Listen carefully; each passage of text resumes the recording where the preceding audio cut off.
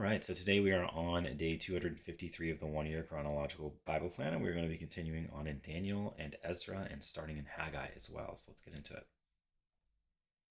Daniel 10, Daniel's vision of a man. In the 3rd year of Cyrus, king of Persia, a revelation was given to Daniel, who was called Belteshazzar. Its message was true, and it concerned a great war. The understanding of the message came to him in a vision. At that time, I, Daniel, mourned for 3 weeks. I ate no choice food, no meat or wine touched my lips, and I used no lotions at all until the 3 weeks were over.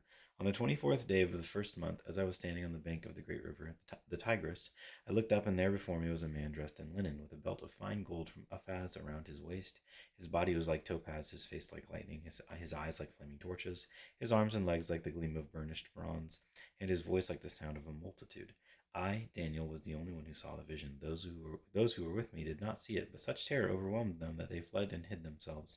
So I was left alone, gazing at this great vision. I had no strength left, and my face turned deathly pale, and I was helpless. Then I heard him speaking. And as I listened to him, I fell into a deep sleep, my face to the ground. A hand touched me and set me trembling on my hands and knees. He said, Daniel, you who are highly esteemed, consider carefully the words I am about to speak to you. Stand up, for I have now been sent to you.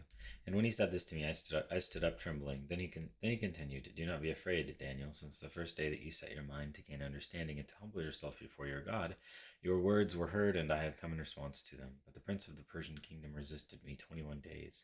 Then Michael, one of the chief princes, came to help me because I was detained there with the king of Persia. With the king of Persia. Now I have come to explain to you what will happen to your people in the future, for the vision concerns a time yet to come. While he was saying this to me, I bowed with my face toward the ground and was speechless. Then one who looked like a man touched my lips, and I opened my mouth and began to speak. I said to the one standing before me, I am overcome with anguish because of the vision, my Lord, and I feel very weak. How can I, your servant, talk with you, my Lord? My strength is gone, and I can hardly breathe. Again, the one who looked like a man touched me and gave me strength. Do not be afraid, you who are highly esteemed. He said, Peace, be strong now, be strong. When he spoke to me, I was strengthened and said, Speak, my Lord, since you have given me strength. So he said, Do you know why I have come to you? Soon I will return to fight against the prince of Persia, and when I go, the prince of Greece will come. But first I will tell you what is written in the book of truth. No one supports me against them except Michael, your prince. Daniel 11. And in the first year of Darius the Mede, I took my stand to support and protect him. The kings of the south and the north.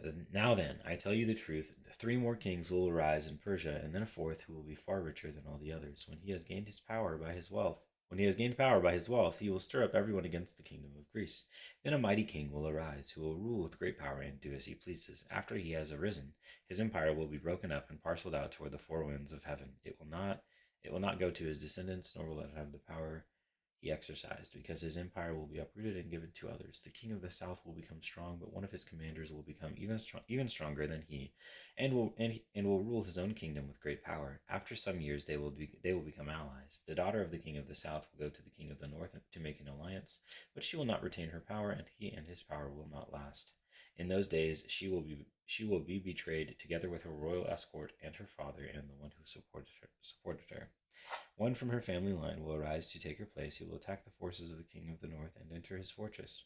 He will fight against them and be victorious. He will also seize their gods, their metal images, and their valuable articles of silver and gold, and carry them off to Egypt.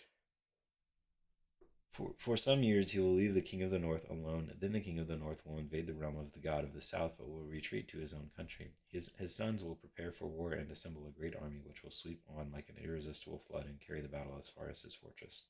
Then the king of the south will march out in a rage and fight against the king of the north, who will raise a large army, but it will be defeated. When the army is carried off, the king of the south will be filled with pride and will slaughter many thousands, yet he will not remain triumphant. For the king of the north will muster another army larger than the first, and after several years he will advance with a huge army fully equipped. In those times many will rise against the king of the south. Those who are violent among your own people will rebel in fulfillment of the vision, but without success. Then the king of the north will come and build up siege ramps and will capture a fortified city. The forces of the south will be powerless to resist. Even their best troops will not have the strength to stand. The invader will do as he pleases. No one will be able to stand against him. He will establish himself in the beautiful land and will have the power to destroy it. He will determine to come with the might of his entire kingdom and will make an alliance with the king of the south, and he will give him a daughter in marriage in order to overthrow the kingdom, but his plans will not succeed or help him. Then he will turn his attention to the coastlands and will take many of them. But a commander will put an end to his insolence and will turn his insolence back on him. After this, he will turn back toward the fortresses of his own country, but will stumble and fall to be seen no more. His successor will send out a tax collector to maintain the royal splendor. In a few years, however, he will be destroyed, yet not in anger or in battle. He will be succeeded by a contemptible person who has not been given the honor of royalty. He will invade the kingdom when its people feel secure, and he will seize it through intrigue. Then an overwhelming army will be swept away before him. Both it and a prince of the covenant will be destroyed. After coming to an agreement with him, he will act deceitfully, and with only a few people who will rise to power. When the richest provinces feel secure, he will invade them and will achieve what neither his fathers nor his forefathers did. He will distribute plunder, loot, and wealth among his followers. He will plot the overthrow of fortresses, but only for a time. With a large army, he will stir up his strength and courage against the king of the south. The king of the south will wage war with a large and very powerful army, but he will not be able to stand because of the plots devised against him. Those who eat from the king's provisions will try to destroy him. His army will be swept away, and many will fall in battle. The two kings, with their hearts bent on evil, will sit at the same table and lie to each other, but to no avail, because an end will still come at the appointed time. The king of the north will return to his own country with great wealth, but his heart will be set against the Holy Covenant. He will take action against it and then return to his own country. At the appointed time, he will invade the south again, but this time the outcome will be different from what it was before. Ships of the western coastlands will oppose him, and he will lose heart. Then he will turn back and vent his fury against the Holy Covenant. He will return and show favor to those who forsake the Holy Covenant. His armed forces will rise up to desecrate the temple fortress and will abolish the daily sacrifice. Then they will set up the abomination that causes desolation. With flattery he will corrupt those who have violated the covenant, but the people who know their God will firmly resist him. Those who are wise will instruct many, though for a time they will fall by the sword or be burned or captured or plundered. When they fall, they will receive a little help, and many who are not sincere will join them. Some of the wise will stumble, so that they may be refined, purified, and made spotless until the time of the end, for it will still come at the appointed time. The king who exalts himself, the king will do as he pleases. He will exalt and magnify himself above every god, and will say unheard of things against the God of gods. He will be successful until the time of wrath is completed, for what has been determined must take place. He will show no regard for the gods of his ancestors or for the one desired by women, nor will he regard any god, but will exalt himself above them all. Instead of them, he will honor a god of fortresses, a god unknown to his ancestors. He will honor with gold and silver, with precious stones and costly gifts. He will attack the mightiest fortresses with the help of a foreign god, and will greatly honor those who acknowledge him. He will make them rulers over many people, and will distribute the land at a price. At the time of the end, the king of the south will engage him in battle, and the king of the north will storm out against him with chariots and cavalry and a great fleet of ships. He will invade many countries and sweep through them like a flood. He will also invade a beautiful land. Many countries will fall, but Edom, Moab, and the leaders of Ammon will be delivered from his hand. He will extend his power over many countries. Egypt will not escape. He will gain control of the treasures of gold and silver and all the riches of Egypt, with the Libyans and Cushites in submission. But reports from the east and the north will alarm him, and he will set out in a great rage to destroy and annihilate many. He will pitch his royal tents between the seas at the beautiful holy mountain. Yet he will come to his end, and no one will help him. Daniel 12, the end times. At that time, Michael, the great prince who protects your people, will arise. There will be a time of distress such as has not happened from the beginning of nations until then. But at that time, your people, everyone whose name is found written in the book, will be delivered. Multitudes who sleep in the dust of the earth will awake, some to everlasting life, others to shame and everlasting contempt. Those who are wise will shine like the brightness of the heavens, and those who lead many to righteousness like the stars forever and ever. But you, Daniel, roll up and seal the words of the scroll until the time of the end. Many will go here and there to increase knowledge. Then I, Daniel, looked, and there before me stood two others, one on this bank of the river and one on the opposite bank. One of them said to the man clothed in linen, who was above the waters of the river, How long will it be before these astonishing things are fulfilled? The man clothed in linen, who was above the waters of the river, lifted his right hand and his left hand toward heaven, and I heard him swear by him who lives forever, saying, It will be for a time, times and a half a time. When the power of the holy people has been finally broken, all these things will be completed. I heard, but I did not understand. So I asked, My Lord, what will the outcome of all this be? He replied, Go your way, Daniel, because the words are rolled up and sealed until the time of the end. Many will be purified, made spotless, and refined, but the wicked will continue to be wicked. None of the wicked will understand, but those who are wise will understand. From the time that the daily sacrifice is abolished and the abomination that causes desolation is set up, there will be 1,290 days. Blessed is the one who waits for it and reaches the end of the 1,335 days. As for you, go your way till the end. You will rest, and then at the end of the days you will rise to receive your allotted inheritance. Ezra 4:24. Thus the work on the house of God in Jerusalem came to a standstill until the second year of the reign of Darius, king of Persia.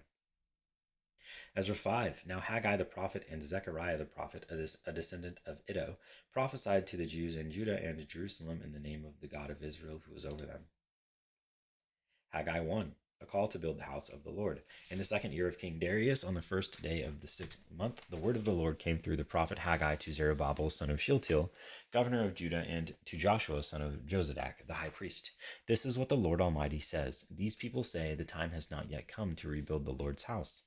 Then the word of the Lord came through the prophet Haggai. Is it a time for you yourselves to be living in your paneled houses while this house remains a ruin? Now this is what the Lord Almighty says. Give careful thought to your ways. You have planted much, but harvested little. You eat, but never have enough. You drink, but never have your fill. You put on clothes, but are not warm. You earn wages, only to put them in a purse with holes in it. This is what the Lord Almighty says. Give careful thought to your ways. To your ways. Go up into the mountains and bring down timber and build my house, so that I may take pleasure in it and be honored, says the Lord. You expected much, but see, it turned out to be little. What you brought home I blew away. Why? Declares the Lord Almighty, because of my house which remains a ruin, while each of you is busy with your own house. Therefore, because of you, the heavens have withheld their dew, and the earth its crops. I called for a drought on the fields and the mountains, on the grain, the new wine, the olive oil, and everything else the ground produces, on people and livestock, and on all the labor of your hands. Then Zerubbabel, son of Shealtiel, Joshua, son of Jozadak, the high priest, and the whole remnant of the people obeyed the voice of the Lord their God and the message of the prophet Haggai, because the Lord their God had sent him. And the people feared the Lord. Then Haggai, the Lord's messenger, gave this message of the Lord to the people. I am with you, declares the Lord. So the Lord stirred up the spirit of Zerubbabel, son of Shealtiel, governor of Judah, and the spirit of Joshua, son of Jozadak, the high priest, and the spirit of the whole remnant of the people. They came and began to work on the house of the Lord Almighty their God on the 24th day of the 6th month, the promised glory of the new house, in the second year of King Darius. And that is day 253.